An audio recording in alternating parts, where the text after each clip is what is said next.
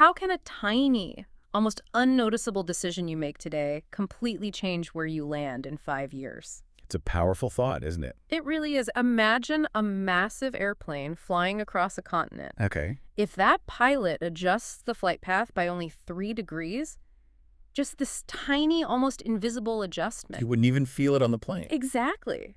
But over a journey lasting hours, that plane lands in a completely different country. The initial effort was so small, but the compound effect on the trajectory was total. And that's what we're really talking about today. That slight adjustment is the focus of our discussion.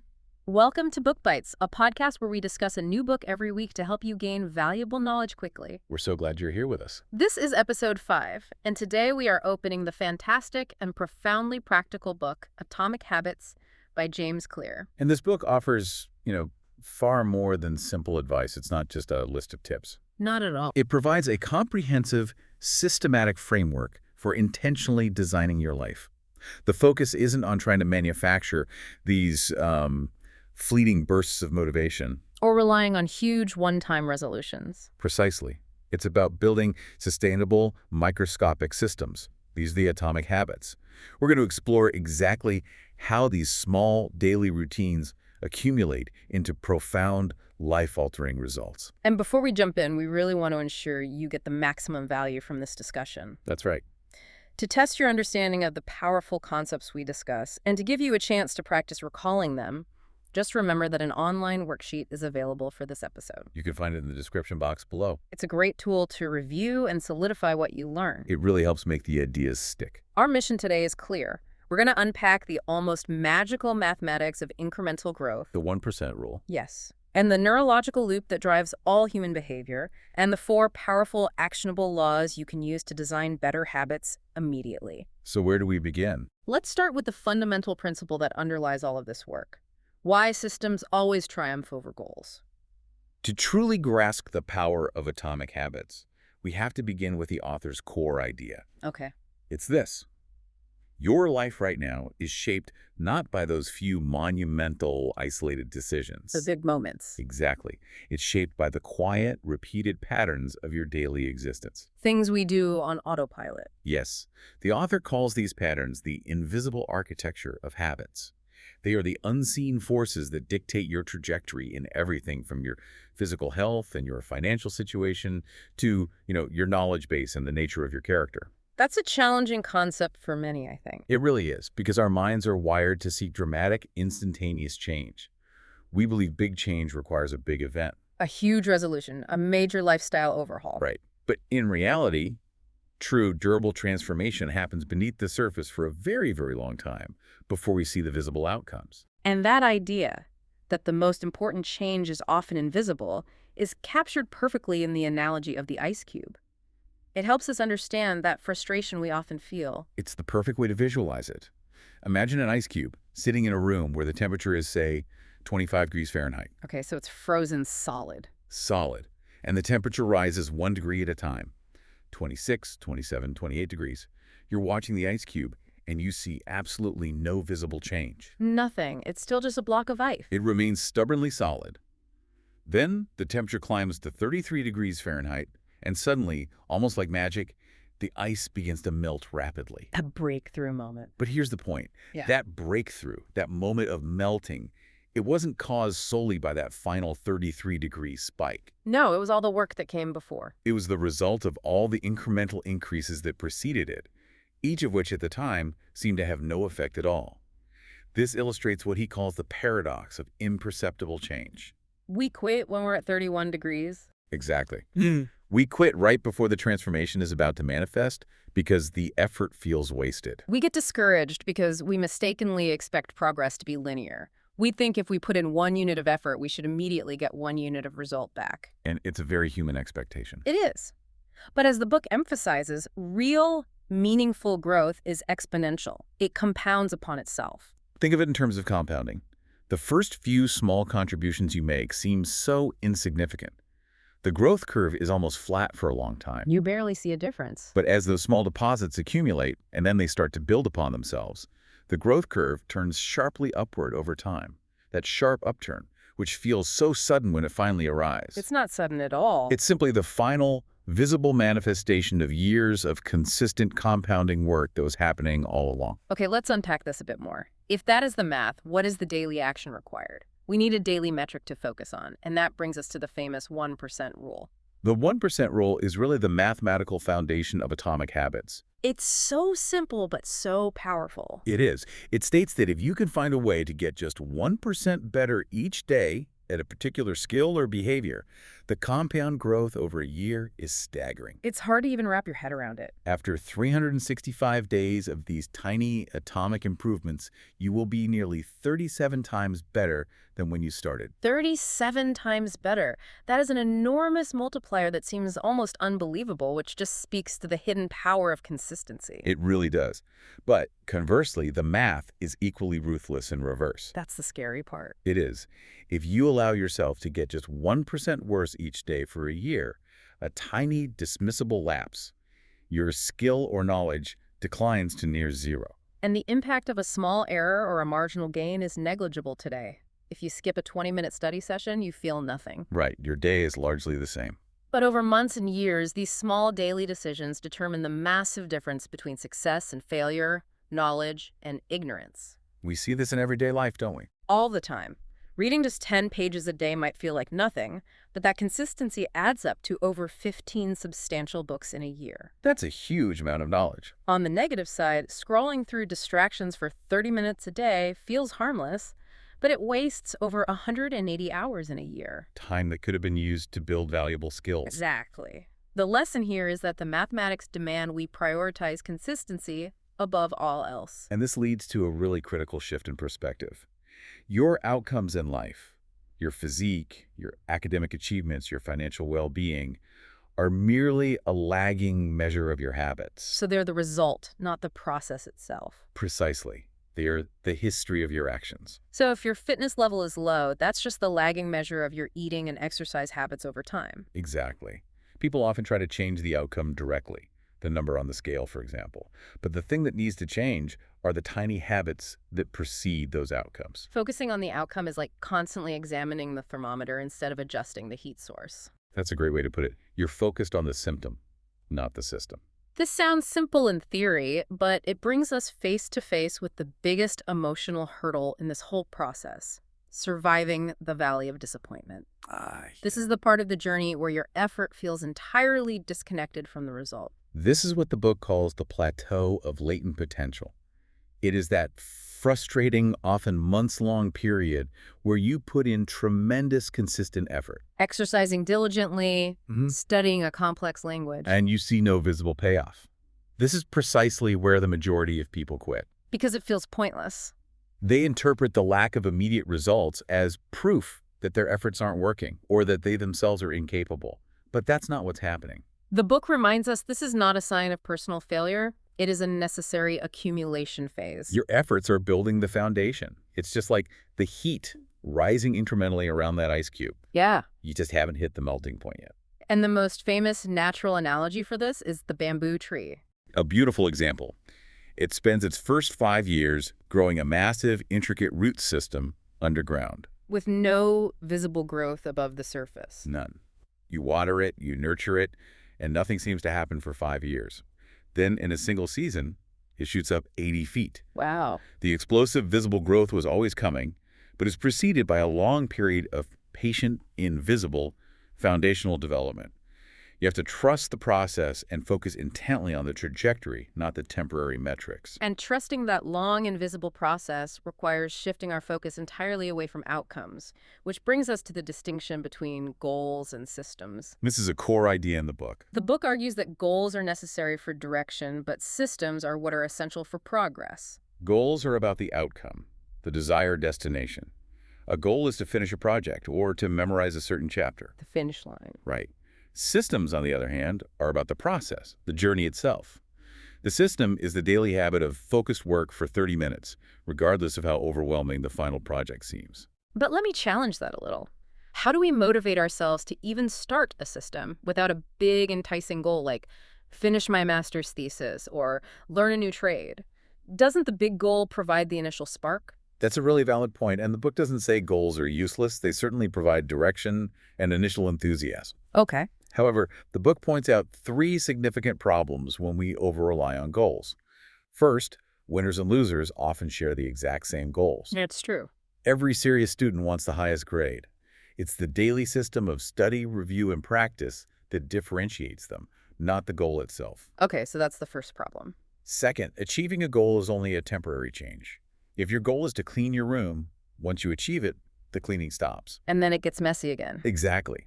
If you don't change the messy system that created the chaos in the first place, for instance, the habit of leaving clothes on the floor, your room will be messy again next week. Sustained change requires a change in process, not just a momentary victory. And the third point is the most subtle, but maybe the most damaging. I think so. It's that goals can restrict happiness. We tie our contentment to a future outcome.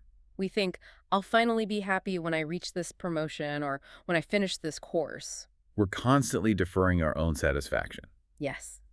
Systems, conversely, encourage us to find enjoyment and satisfaction in the continuous process of improvement itself, right now, today. So goals set a necessary direction, but it's the systems that determine progress and longevity. But even the best systems require something deeper, a deeper commitment, and that commitment is identity change. And here's where it gets philosophically profound. The true North Star for all behavior change has to be identity. Yeah. The book explains that behavior change operates on three layers: outcomes, which is what you get; processes, what you do; and identity, which is what you believe about yourself. Most people start from the outside layer outcomes. They want a certain result, so they try a new diet. Some move inward to processes. They start meal prepping and exercising 3 times a week. But the most profound, most durable change happens when you start from the inside layer. From identity. The goal is not simply to write a novel. The goal is to become a writer. The novel is then simply the expected byproduct of that identity. And every single action you take, sitting down to write a difficult paragraph or choosing to read a well-written book, is like casting a vote for the type of person you want to become. But what about the internal conflict this can create? If someone's old self-perception is, I am not a disciplined person, starting a new habit system, even a small one, will feel like a fight. It will. The behavior clashes with the underlying identity. And that internal clash is draining. It requires huge amounts of willpower. It does. If you view yourself as a conscientious and reliable person, it's so much easier to be on time for commitments. You don't have to convince yourself to hurry up. You are simply being true to the identity you've cultivated. That's the key. When behavior aligns with identity, you don't feel like you're sacrificing anything to adhere to the habit. You're simply acting in accordance with who you fundamentally believe yourself to be. The decision becomes effortless. It's not about achieving a task anymore. It's about proving a belief about yourself, to yourself. The shift is powerful. You don't commit to a habit, you cultivate an identity. Once you've changed that internal story, once you believe this is who I am now, I am a thoughtful reader, I am a diligent student, I am a healthy person, it becomes exponentially easier to show up each day. The behavior just flows from that belief. As we discuss these fundamental shifts in thinking, from goals to systems and outcomes to identity, we'd love to know your thoughts. Do you agree that focusing on the system and the identity is truly more important than the goal? That's a big question. It is. Share what you think about this point by commenting below. We love hearing how these concepts resonate with you. So we've established that identity and systems are paramount. But how does the brain actually turn an intention into an automatic atomic habit? Right. Next, we have to understand the neurological loop that dictates every single action we take. To effectively build these identity-aligned systems, we have to understand the fundamental mechanism that governs all our behavior, both good and bad. The wiring inside our brains. Exactly. A habit, at its core, is just an automatic response formed because the brain is constantly looking for the most efficient solution to a problem or a desire. It's a mental shortcut. It's the ultimate shortcut. And the book breaks down this automatic process into the neurological habit loop, which consists of 4 distinct and endless stages: cue, craving response, and reward. Cue, craving, response, reward. This loop runs automatically, often entirely below our level of conscious awareness, until we deliberately step in and try to change it. And understanding this loop is the master key to changing behavior because it provides the structure for the 4 laws we're going to discuss later. So let's explore those 4 steps in detail, starting with the cue. The cue is simply the trigger. It's the thing that initiates the entire behavior. It's a bit of information that predicts the possibility of a reward. That's a perfect way to put it. And a cue can be anything. A specific time of day, like 6 a.m., a specific location, like walking into the kitchen, An emotion like feeling stressed. or the presence of certain people, or an immediately preceding action, like hanging up the phone. It could be almost anything. So the cue alerts the brain to potential satisfaction. And that immediately sparks the next stage, the craving. The craving is the motivational force, the desire or the urge to achieve a change in state. The book is very precise here, isn't it? It says we don't crave the action itself. Yes, this is a crucial distinction. We don't crave the act of lifting weights. We crave the feeling of strength and well-being afterward. We don't crave checking our phone. We crave the relief from boredom or the anticipation of a social connection. So the craving is what gives the cue its significance and drives us forward. Without that intense motivation or craving, we have no reason to act. And this leads to the third step, the response. This is the actual action or thought you perform. Right. And whether the response occurs depends heavily on two factors: your ability to perform it and the friction or effort associated with the behavior. So if it's too hard, we just won't do it. Exactly. If the response is too complex or difficult, the craving might not be strong enough to overcome the resistance. And finally, we reach the reward. This is the end goal of every habit. The reward satisfies the original craving, and critically, it reinforces the loop. It teaches the brain whether this particular sequence is worth repeating in the future when that cue appears again. So the reward serves a dual purpose. There's the immediate gratification to stop the craving. And then there's the long-term learning to strengthen that neural pathway.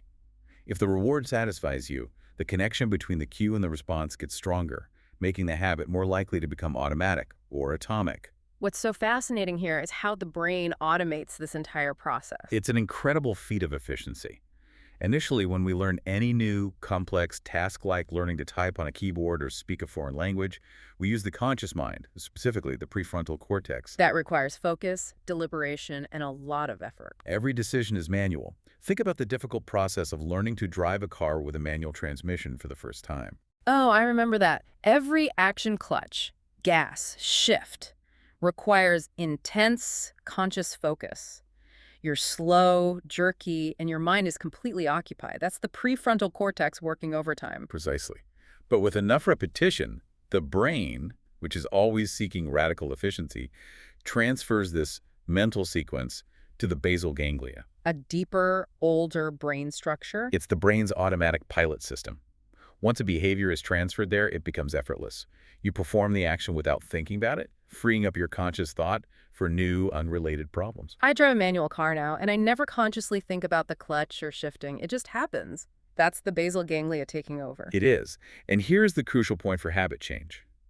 The basal ganglia is indifferent to the quality of the habit. It doesn't care if it's a good habit or a bad one. Not at all. It automates detrimental routines, like reacting with anger to stress or mindlessly reaching for a phone, just as readily as it automates beneficial ones, like a morning study routine or an exercise habit. So the first and most essential step to change is just becoming consciously aware of these hidden automatic loops running in the background. You have to see it before you can change it. And fueling this entire loop, particularly that craving phase, is a powerful biological mechanism. The release of dopamine. Dopamine is so often misunderstood. It's often called the pleasure chemical. Right. But its primary and more accurate role is in motivation, desire, and seeking. It is released in massive spikes, not just when we receive a reward, but often in powerful anticipation of it. It's what drives us to act. Think about that profound detail. Dopamine spikes when we smell food, driving us to approach and eat it. Or when we hear the notification sound on our device. It compels us to check it immediately. It's the biological engine that turns a mere cue into an intense craving, often compelling us to act before the conscious mind can even process the long-term cost. This biological wiring makes the craving phase the most powerful point of leverage. Every time we successfully complete the habit loop, that dopamine feedback loop strengthens the neural pathway. So to build good habits, we need to learn how to make this biological seeking mechanism work for us. We have to tie the anticipation of a positive reward to a positive action. We've covered the science of how habits form, and now we move into the practical framework for designing them. This is where the rubber meets the road. This is where it gets really actionable. And if you are finding this discussion useful for both improving your life and practicing your English, please consider subscribing and hitting the notification bell so you don't miss our next deep dive. Liking and sharing helps us reach more learners too. Next, we're going to introduce the 4 laws of behavior change. The practical tools designed to influence each stage of that cue craving response reward loop we just discussed. So, understanding the habit loop gives us the diagnostic tool. We can see how our habits work. Now, the 4 laws give us the practical intervention steps. The toolbox. The toolbox. To build a good habit, we must influence each stage positively. So for the cue, we apply the first law. Make it obvious. Okay. For the craving, we apply the second law. Make it attractive. Obvious, then attractive. For the response, we apply the third law. Make it easy.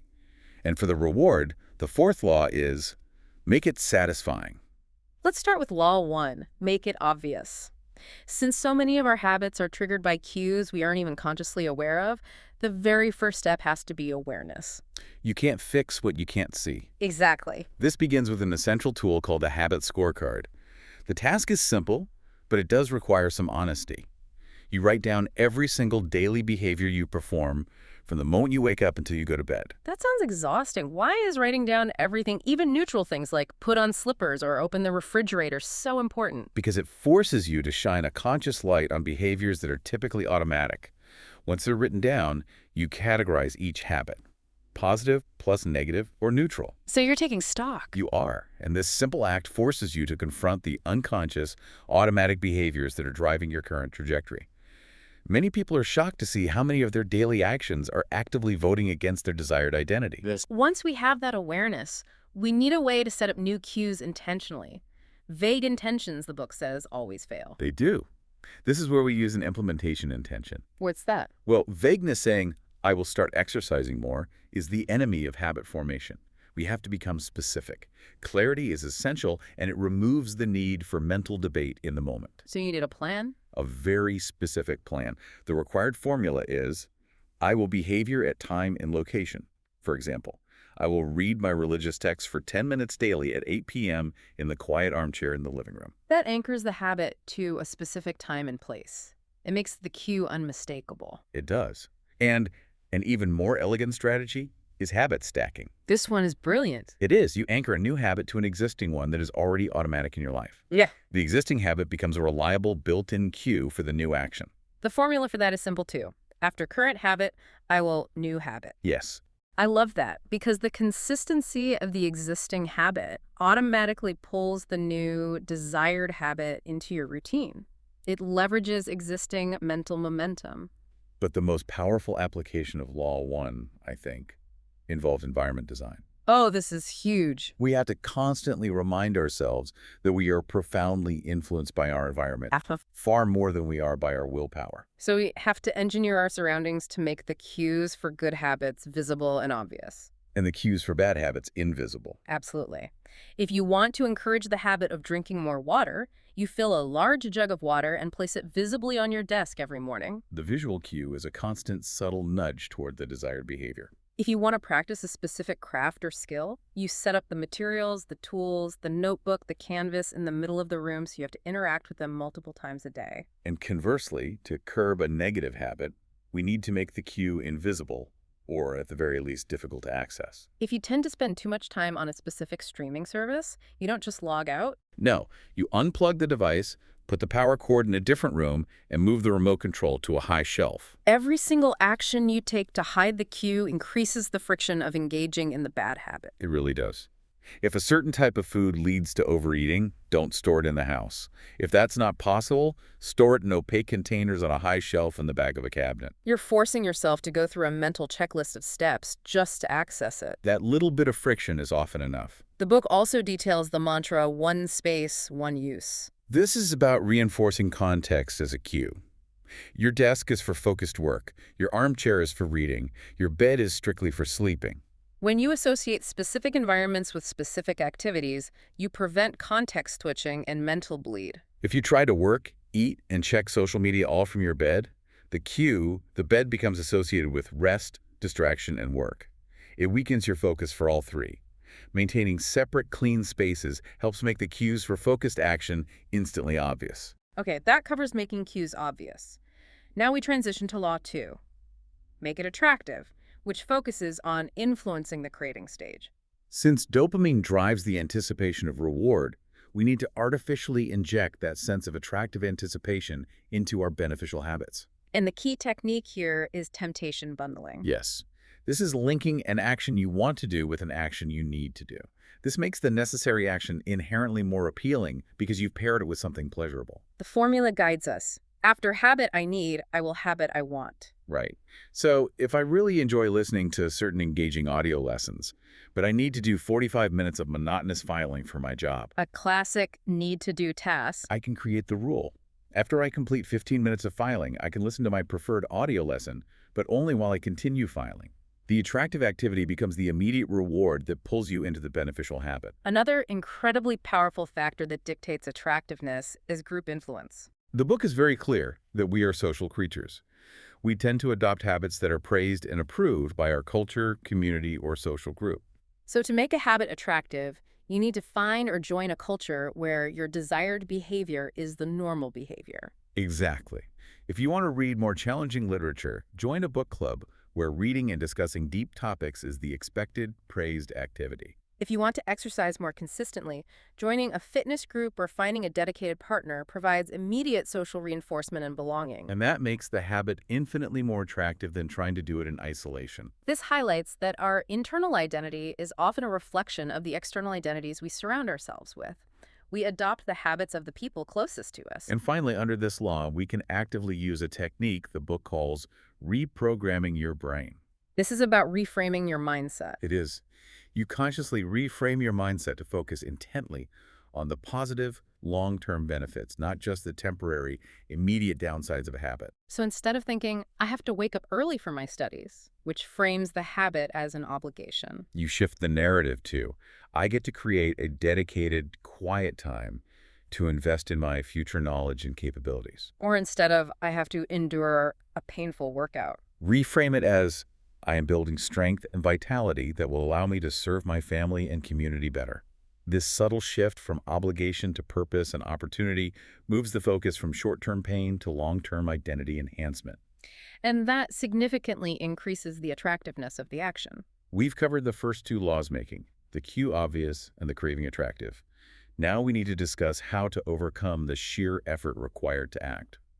This brings us to Law 3. But just before that, a quick reminder. Yes. If you are enjoying how we're breaking down this powerful framework, remember that you can deepen your understanding and practice your English by using the accompanying online worksheet. It's linked right there in the description box. Okay, let's move on to Law 3, make it easy, which is all about influencing the response. We are creatures driven by the law of least effort. It's just human nature. We naturally gravitate toward the option requiring the least amount of physical or mental work. So the goal here is radical friction reduction. We must reduce the friction between ourselves and the desired habit, and conversely, significantly increase the friction between ourselves and the negative habit. Every single bit of friction stands in your way. And every eliminated barrier aids your success. To make habits easy, we need to prime the environment for use. These are small preparatory actions done in advance to remove willpower from the equation later. For a morning routine, this means laying out your specific study materials and charging your reading light the night before. For meal preparation, it means pre-cutting and washing vegetables and storing them visibly at the front of the fridge. These small, low-effort preparatory actions reduce the need for motivation in the moment when your willpower is typically at its lowest. And for eliminating a bad habit, we increase friction to the point of impracticality. Exactly. If you have a habit of consuming too much processed sugar, the book suggests making the negative choice require many more steps. So you don't just hide it. No. Maybe the sugar's locked away and the key is kept in a drawer in the basement. That small barrier of friction makes the unplanned, impulsive consumption far less likely to occur. The effort required is a powerful deterrent. Now, the most powerful and often deceptively simple strategy here is the 2-minute rule. This one is a game changer. It states that when initiating any new habit, it should take less than 2 minutes to perform. The profound intention behind the rule is this. The goal isn't to master the performance. You won't get physically fit in 2 minutes. The goal is to master the art of showing up and establishing the entry point ritual. But I have to challenge this. Does the 2-minute rule risk trivializing the necessary effort? Surely the effort must be greater than 2 minutes to achieve real results. That is the common misunderstanding. And it's a fair question. The 2-minute rule isn't about reducing the end result. It's about reducing the barrier to starting. The initial hurdle. Yes. The most important habit is always getting started. Any habit can be scaled down into a 2-minute version. Read before bed becomes read 1 page. Study for the exam becomes review 1 flashcard. I see. The logic is that the momentum created by successfully completing the entry point will often carry you forward into doing more. But even if it doesn't, You've still won. you have reinforced the identity. You showed up, and you cast a vote for the type of person you want to become.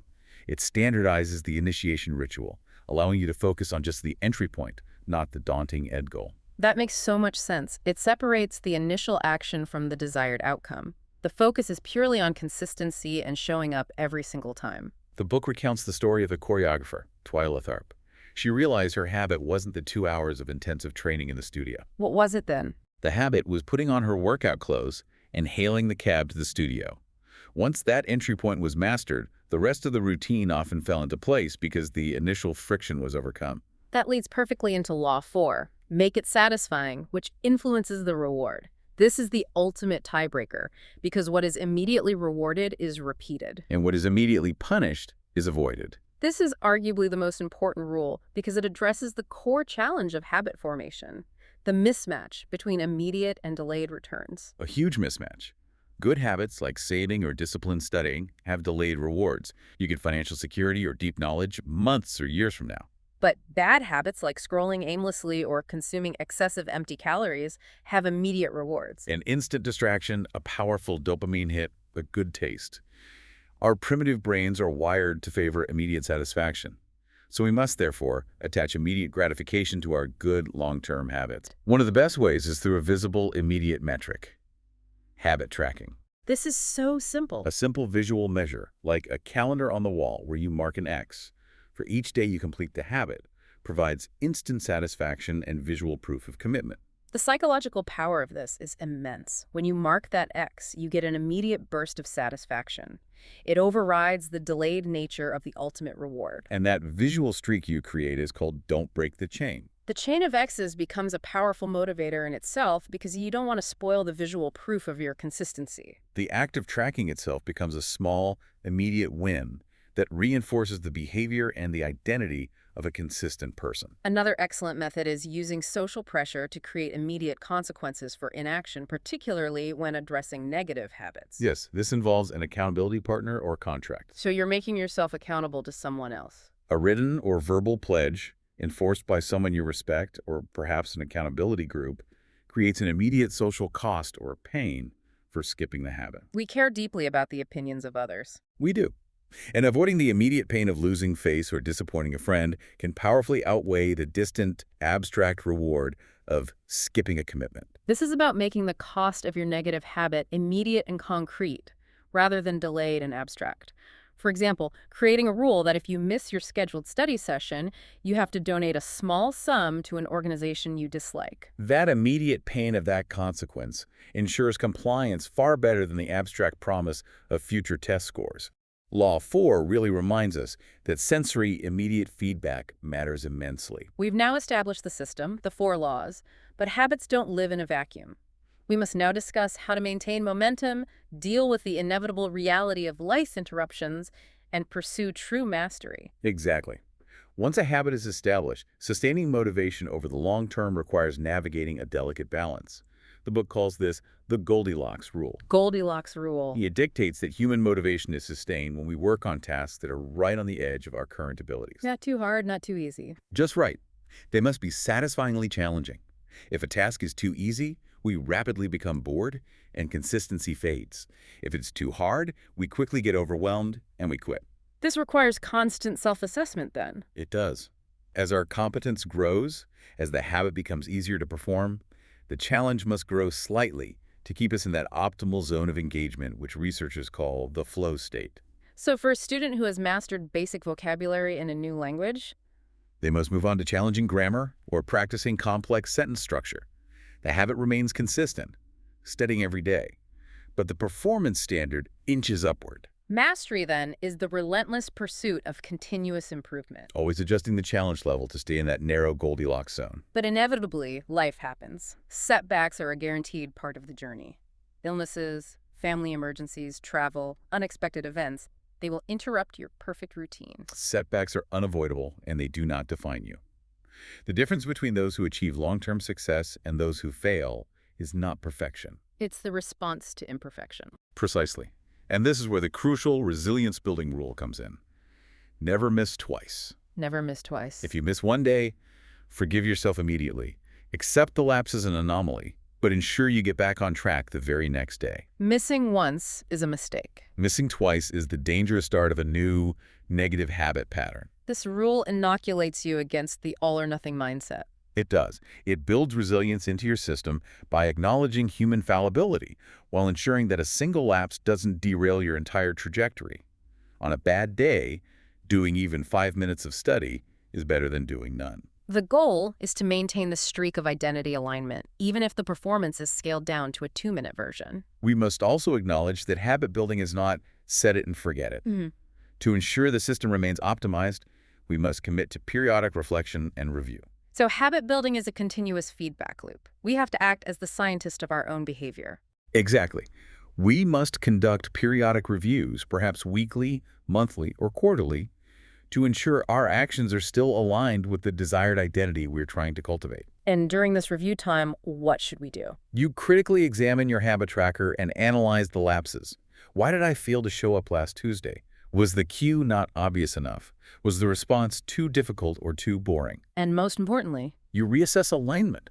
Does this habit still serve the person I want to become, or have my values shifted? The ultimate truth reiterated throughout the book is that you do not simply rise to the level of your goals. You inevitably fall to the level of your systems. By continuously reflecting and adjusting those systems, you ensure they evolve with you, consistently propelling you towards your aspirations. If we connect this to the bigger picture, the quality of your life is literally the sum of your daily habits. It's the symphony of small actions. The daily 1% improvements that ultimately create the masterpiece of your life.